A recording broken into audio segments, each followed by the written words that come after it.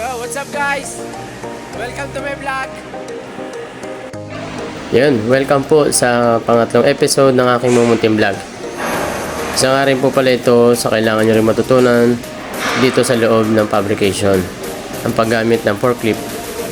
So minsan po ay wala po kaming forklift operator. Bilang isang machine operator, dapat kailangan po namin matutunan ang paggamit ng forklift. At sa ganon ay kami na po ang maglo-loading at unload ng mga kinating namin plate. Pero minsan po ay meron naman pong helper na nag-unload at loading po ng mga plate namin. Kadalasan nga lang po ay wala. Kaya kailangan po namin pagsumikapan matutunan ang bawat trabaho dito. All around nga po pala kami dito sa loob ng aming factory. Hindi lang po kami isang machine operator, kundi kailangan po namin lahat gamitin lahat na meron dito sa loob ng factory. At ngayon nga po, unti-unti ko na pong hakutin ang mga metal sheet na na-fabricate namin sa PM machine.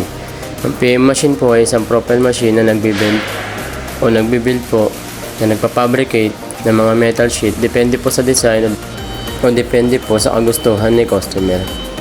Dito nga po pala ay open ang lahat ng trabahante na mag-aral para matuto ang gumamit ng forklift. Para po sa lahat ay flexible po kami lahat sa trabaho. Kung sino man po ang nangangailangan ng forklift ay mas madali po niyang kunin o gamitin para po sa kanilang mga trabaho. Kaya masasabi ko po na mapalad po ako kasi napadpad po ako dito sa Saudi Arabia. Dito ko po natutunan halos lahat ng trabaho na meron ako.